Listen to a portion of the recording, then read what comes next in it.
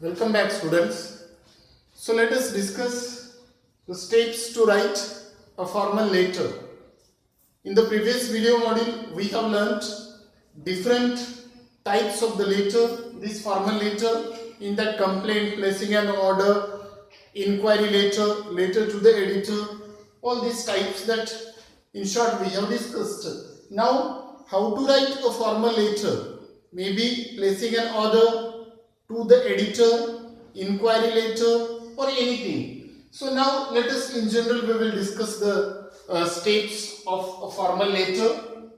As we know, first comes sender's address. So when we are writing a formal letter, that time here you write sender's address. Read the question carefully, that you will find the sender's address. Here in sender's address, do not mention your name. That you can start with your address, whatever the address is there. Your address will consume 2 to 3 lines. For example, here if we take Shivaji Nagar, write all the letters, complete word, Shivaji Nagar, this and this, or before Shivaji Nagar, if you want, you can say plot number, this and this one. For example, flat number, this and this one, 34. Then next line, Shivaji Nagar. Next, you can say Pune or Surat or anywhere that you can write. It means, I mean to say, it will consume 3 lines at the left side of your page, that you mention the sender's address. Clear? Do not write your name. You are the writer, so do not write, because your name will come at the end, in the concluding part. So after sender's address, then comes to the date. Date you always mention in this way. For instance, today is 7th November 2020.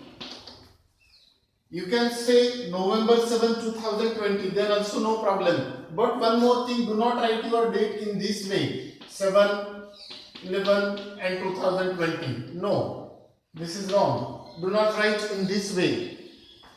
Clear?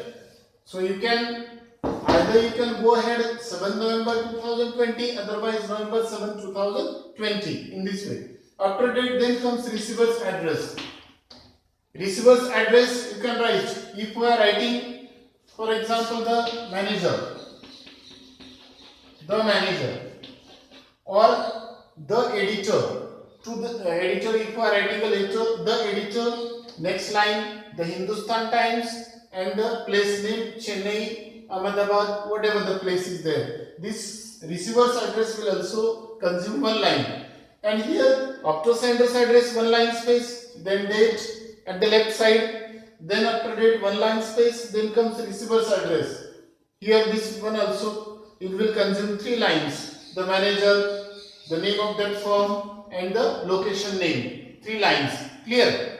So now, after receiver's address, coming subject. As we know, subject, which is the core part of your letter. Subject that should be meaningful, in brief, in precise, but that should be meaningful. Because just looking at your subject, one should understand that what is the content, what is the matter. Clear? It should be meaningful. Subject. Next, salutation comes after subject. In salutation, you can write sir, oblique, madam or ma'am.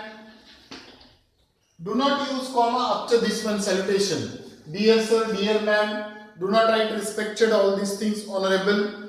Either you can go ahead with dear sir or dear ma'am, or I would suggest that you write only sir or ma'am.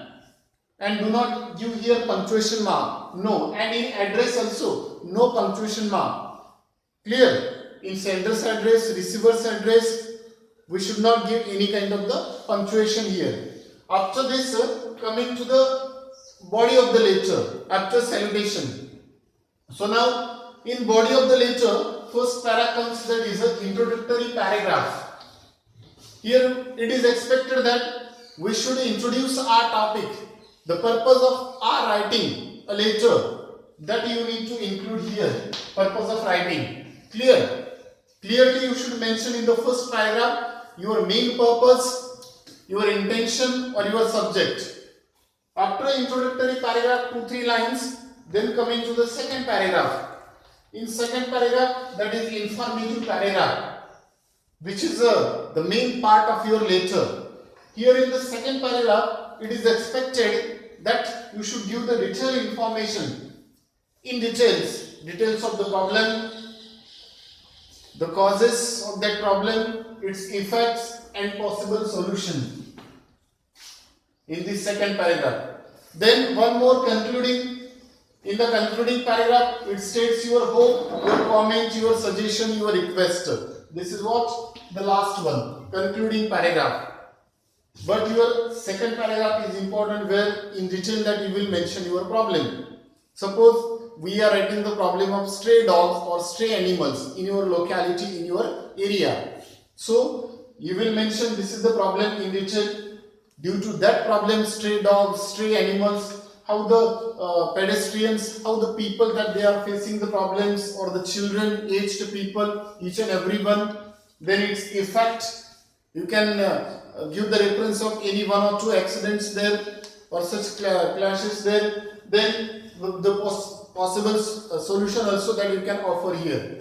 Next, coming to the concluding, states your hopes, comment, your request, your suggestion. Then after that, after this concluding paragraph, leave the space of some 2 lines, 2-3 lines, and then come to the last one, complimentary clause. And in complimentary clause, what will you write? Thanking you, yours truly, or yours faithfully, yours sincerely. That you will mention. Yours truly, but here yours, do not give here in this way here. No, this is wrong. Yours truly, and T also do not use capital. Small letters that you can use. Yours truly, yours faithfully, yours sincerely here. Then after this complimentary clause, then comes to you, sender's name, yours truly, then your name, you are the sender, you are writing a letter, and later on your signature. So this is what, these are the points or the steps to write a letter. Sender's address, date, receiver's address, but here after each and every point, up to salutation, that you give the space of 1 line. Leave 1 line space. After sender's address, 1 line space, then date, then after date 1 line space, then comes receiver's address, then also space, then comes subject, and later on salutation. Clear? So now all these things in detail we will discuss during the example, when we will take example for the discussion.